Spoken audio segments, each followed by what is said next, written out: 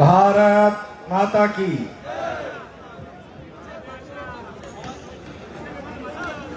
मंच के पास थोड़ी देर बातचीत नहीं करें।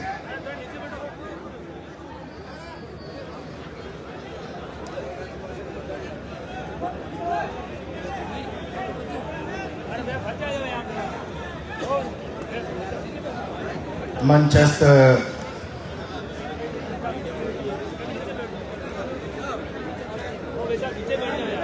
कांग्रेस पार्टी के राष्ट्रीय सचिव, आपके अपने नेता आदरणीय धीरज जी,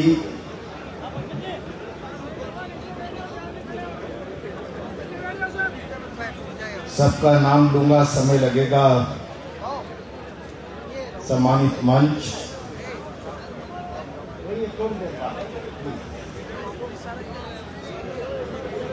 मेरे सामने उपस्थित भीलवाड़ा जिले के गांव-गांव से आए हुए सभी महानुभाव,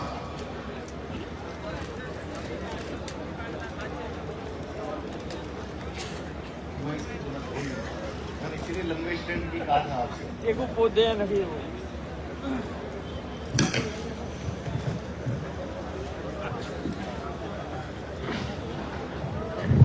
अब ठीक है।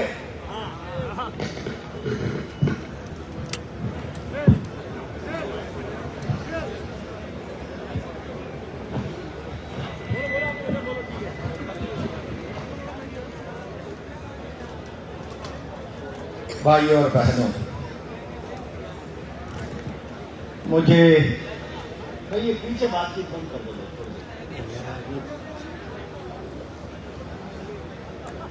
ऐसे समय बुलाया जब भारी भरकम आदमी साहब के सामने बोल कर गए, और मैं ढंग से सुन रहा था। वो शरीर से नहीं, विचार से भी भारी भरकम आदमी है।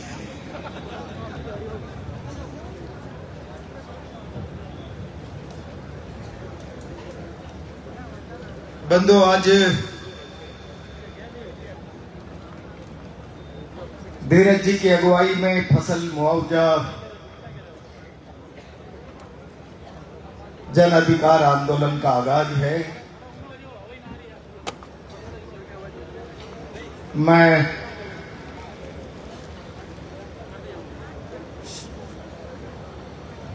आपकी उपस्थिति देखकर ये कह सकता हूं,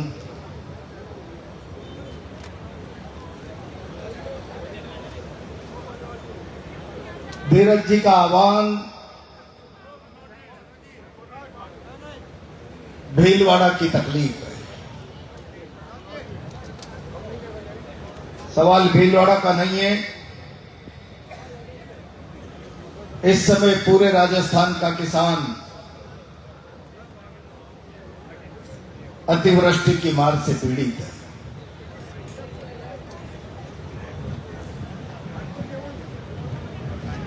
तकलीफ होती है जब किसान की आत्मा रोती है।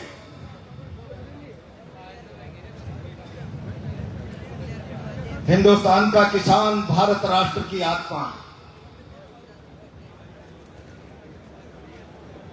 किसान की तकलीफ इस मुल्क की तकलीफ,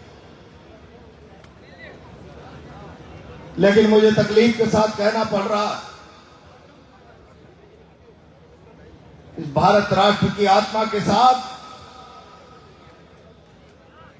डबल इंजन की सरकारें अपनी संवेदना खो चुकी हैं। पिछले 2 महीने से लगातार राजस्थान अतिवृष्टि की चपेट में। सारा हिंदुस्तान जानता है, लाखों हेक्टेयर जमीन राजस्थान में लगातार गिरती हुई बारिश के कारण फसल बोने से वंचित रह गए। और जिन किसानों ने फसल बो दी, जिन खेतों में फसल लहलानी चाहिए थी, जिन पर फसल आना का समय प्रारंभ हो गया, खड़ी हुई फसलें किसान के सपने के रूप में महकनी चाहिए। पानी से भरे हुए खेतों के कारण किसान के सपनों का खून हो गया। और आज जब सभा प्रारंभ हुई तो कुछ किसान गली हुई फसल लेकर नहीं आए। ये गली हुई फसल नहीं, ये भीलवाड़ा के किसानों के अरमानों की होली। फसल आएगी, धान मंडी में बेचेंगे, अगले 6 महीने का ताना पाना बुनेंगे, सपना बुनेंगे। घर में कोई मांगलिक काम होगा, घर में कोई उत्सव मनेगा, घर के जरूरी काम होंगे। आज इस मंच पर जो गली हुई फसल है, उन किसान के अरमानों की चिता अर्थी के रूप में यहां पर पड़ी। मुझे पीड़ा राजस्थान के किसान के खेत में अतिवृष्टि के कारण उनके सपनों का खून हो गया, उसके अरमानों पर पानी फिर गया। और डबल इंजन की सरकारें मानवीय संवेदना खोकर देश के प्रधानमंत्री लगातार विदेश की यात्राएं कर रहे। राजस्थान के मुख्यमंत्री जी लगातार प्रधानमंत्री जी का 75वां जन्मदिन आ गया है, सेवा के पखवाड़े के रूप में मनाएंगे। जनता के पैसे से हेलीकॉप्टर उड़ाकर प्रधानमंत्री का जन्मदिन मनाने में मशगूल है। मैं राजस्थान के मुख्यमंत्री, राजस्थान की भारतीय जनता पार्टी की सरकार और तमाम जनप्रतिनिधियों से कहना चाहता हूं, रोम जल रहा था, नीलो चैन की बंसरी बजा रहा था। राजस्थान का किसान त्राइमाम कर रहा है। अतिवृष्टि ने उसने के सपनों का खून कर दिया और भारतीय जनता पार्टी की सरकार अपने बेताज बादशाह प्रधानमंत्री का जन्मदिन मनाकर उसके सपनों पर, जख्मों पर नमक छिड़कने का काम कर रही है। राजस्थान बर्बादी के कगार पर खड़ा है और भारतीय जनता पार्टी की सरकारें जश्न मना रही है, जश्न मना रही है। प्रधानमंत्री के जन्मदिन मनाने का जश्न। राजस्थान में मनने वाला कोई भी जश्न इस समय, चाहे प्रधानमंत्री का जन्मदिन हो, चाहे राष्ट्रपति का जन्मदिन हो, वो उत्सव नहीं। इस राजस्थान की जनता के हरे जख्मों पर नमक और मिर्ची डालने के बराबर का काम है, जिसको भारतीय जनता पार्टी की सरकार कर रही है। मैं बहुत जिम्मेदारी मैं धन्यवाद देना चाहता हूं भाई धीरज जी। चारों तरफ राजस्थान के किसान की अनदेखी है। मैंने पिछले दिनों कोटा में हुंकार भरी, भाई मानो कुंभकर्ण की नींद को तोड़ो। अगर तुम्हारे कानों में शीशा डला हुआ है, सत्ता के नशे में मदान होकर कुंभकर्ण की नींद में सो रहे हो, तो जनता आई है हुंकार भरने के लिए। जागो भाई मानो, न्याय करो, इंसाफ करो। कोटा की सड़कों पर, धरती पर किसानों का रेला सारे शहर को जाम कर गया। मैं धन्यवाद दूंगा, आज वही आवाज भीलवाड़ा की धरती से भाई धीरज जी की अगुवाई में उठ रही। जनता की तकलीफ की आवाज कभी उठने लगे तो संवेदनशील सरकारों की जिम्मेदारी बनती है। आओ वार्ता करेंगे, समाधान का रास्ता ढूंढेंगे। क्या परेशानी है, क्या हल निकाला जा सकता है। शर्म आनी चाहिए, सिल्वर पानी में डूब मरना चाहिए भारतीय जनता पार्टी के सांसद और 6 के 6 विधायकों को। जनता की तकलीफ पर सरकार से बात करके राहत दिलाने के बजाय कल पत्रकार वार्ता करके कहने लगे हैं केवल सस्ती लोकप्रियता हासिल करने के लिए जन अधिकार, फसल मुआवजा का आंदोलन भाई धीरज जी कर रहे।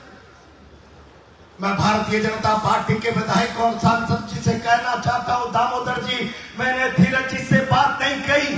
अगर तुम्हारी इस सरकार में इतनी वक्त और हैसियत है तो मैं धीरज जी का आंदोलन केवल लोकप्रियता का आंदोलन लग रहा है तो जाओ, हम इस लोकप्रियता के आंदोलन को एक क्षण में वापस ले लेंगे।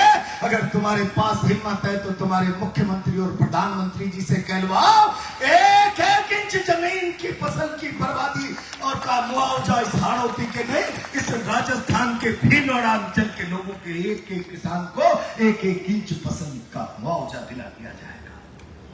आपके पास इंसाफ की कोई योजना नहीं, आपके पास न्याय का कोई एजेंडा नहीं, आपके पास कोई रूपरेखा नहीं। राजस्थान के किसान को भ्रमित करके धीरज जी लोकप्रियता के लिए अखबारों में प्रेस कॉन्फ्रेंस छप गई, कुछ लोग भ्रमित हो जाए, किसान भ्रमित हो जाए। मैं भाई और बहनों बहुत जिम्मेदारी के साथ कहना चाहता हूं, ये भारतीय जनता पार्टी के लोगों के बयानों पर भ्रमित होने का समय नहीं है। समय है संगठित होकर मुट्ठी बंदी करके एक साथ मिलकर अपने हक अधिकार की लड़ाई लड़ने का वक्त आ गया है। और इसलिए मैं आज इस तरह के लोगों को कहना चाहता हूं, अपने सोए हुए अंतस को जगाओ। मैं जिस धरती पर खड़ा होकर अपना बयान दे रहा हूं वो धरती उन्हें पराजित धरती का पराजित बलशाली योद्धाओं की शिव भक्त धर्मधारी चंद्रहास सारी सवाई भोज की धरती है। वो धरती महाराणा मेवाड़ की धरती है। इस धरती ये प्रणाथाई के बलिदान की धरती है। इस धरती ने देश धर्म की रक्षा के लिए बलिदान और पराक्रम का नया इतिहास रचा है। आज इसे अपने पेट के साथ, अपने परिवार के साथ इंसाफ के लिए, न्याय मांगने के लिए सड़कों पर आना पड़े तो धर्म और देश की दुआई देकर इसकी मार्केटिंग ठेकेदारी करके सत्ता के तख्त पर आसीन होने वाली इन सरकारों को चुल्लू भर पानी में डूबकर मर जाना चाहिए। मेवाड़ की अस्मिता भारतीय जनता पार्टी पूरे देश में बेचती है। मेवाड़ की अस्मिता इस धन्य धरा की अस्मिता को मार्केटिंग करके भारतीय जनता पार्टी पूरे देश में व्यापार करती है। आज उसी मेवाड़ धरा का किसान अपने खेत की मेड़ पर बैठा हुआ गली हुई फसल को अपने माथे पर लेकर अपने घर की चौखट पर बैठा बैठा खून का आंसू बहा रहा है। बताओ भारत के प्रधानमंत्री जी, बताओ भजन लाल जी, क्या है आपके पास उस खून के आंसू का हिसाब? किसान की तड़पती हुई रोती हुई आत्मा के साथ न्याय और इंसाफ की इबादत किस प्रकार से आप लिखना चाहते हो? मैं भीलवाड़ा की धरती से आपसे सवाल करना चाहता हूं, क्या फिर भीलवाड़ा के साथ भी आप यही करना चाहते हो? क्यों बेईमानी पूर्वक इस मुल्क के किसानों के साथ ठगी करना चाहते हो? कब तक ये तुम्हारा ठगी का खेल चलेगा? ऐसा लगा 2014 में देश ने कोई अद्भुत प्रधानमंत्री का चुनाव कर दिया।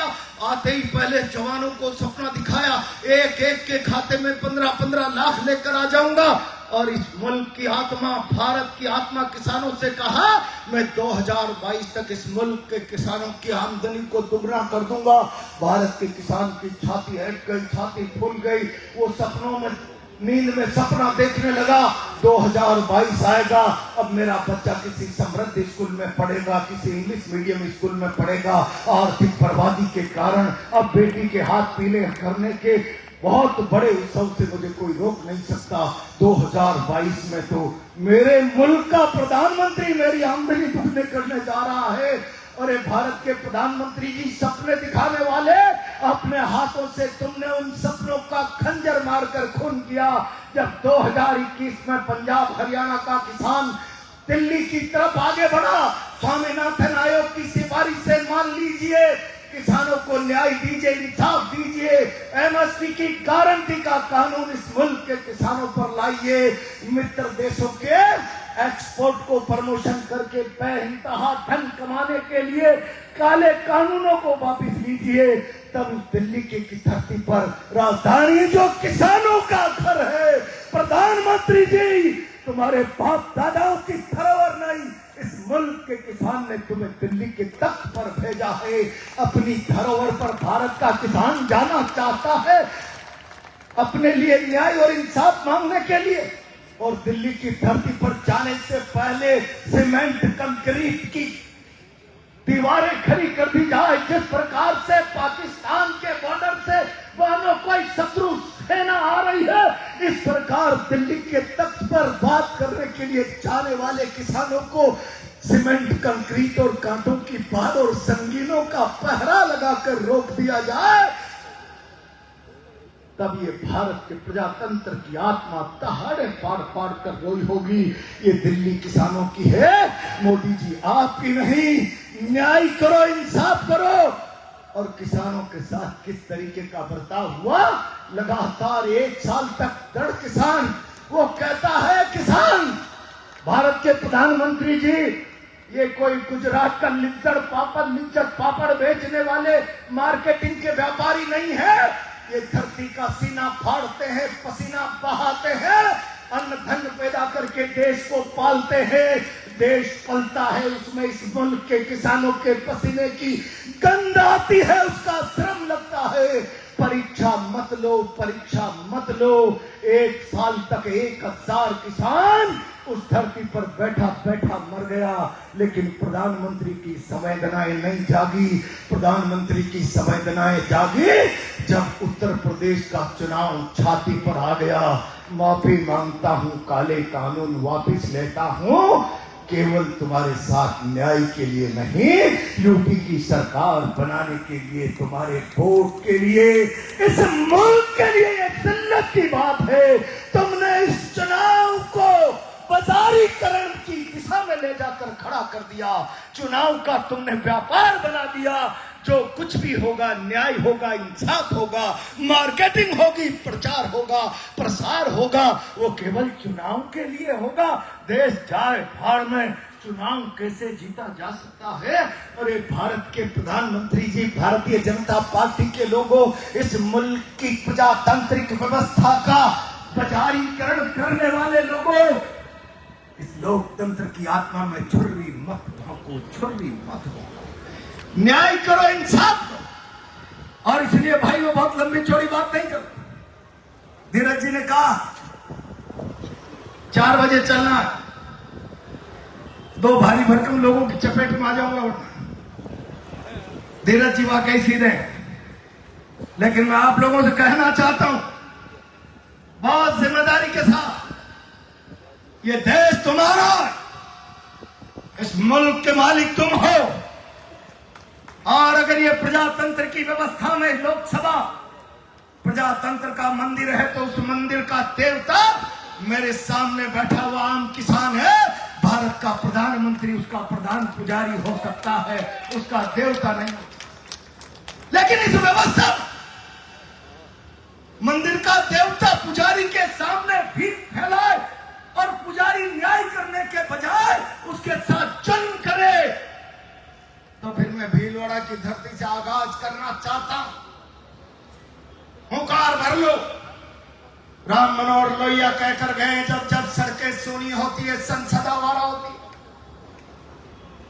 लोकतंत्र में सहमति के भाव जिंदा रहने चाहिए, विरोध की आवाजें गूंजती रहनी चाहिए। जब तक सड़कें विरोध की आवाजों से, असहमति के भावों से, समालोचना से गूंजती रहती है, संसद पर अंकुश बना रहता है। जब सड़कें सूनी होती है, संसद आवारा होती है, और जब संसद आवारा होती है तो लोक कल्याण का भाव मरता है, अराजकता होती है, अव्यवस्था होती है। ये सरकार उस रास्ते पर चल रही है। मैं चेतावनी दे रहा हूं अराजक अव्यवस्था को बढ़ाने वाली सरकारों, सुधर जाओ, समय रहते। अभी तो भाई धीरज जी, नीरज जी ने कहा है हम आ रहे हैं, रात तक फैसला कर लो। आज तो मैं भी यही कहूंगा, रात तक वापिस चले जाना, घर पे नहीं कहकर आए हो। लेकिन मैं प्रशासन को आगाह करना चाहता हूं, अगली बार जब आएंगे, तुम्हारी मां ने जितना दूध पिलाया है उतनी ताकत से बंदोबस्त कर लेना। जंग होगी आर पार। और तब मैं तुमसे एक बात कह रहा हूं, सरकार के लोग तो तमंचे लेकर, जितने साधन लेकर खड़े हो जाए, हमारा एक परमानेंट हथियार लेकर आना। लाठी चार्ज हो जाए तो तुम्हारे डंडा लगेगा एक, और तुम्हारे हाथ में अगर जेडी है और तुमने ठोकी तो सामने वाले के लगेगी 2। अब की बार जब जंग लड़ने आओ तो हाथ में एक एक किसान के जेड़ा होना चाहिए।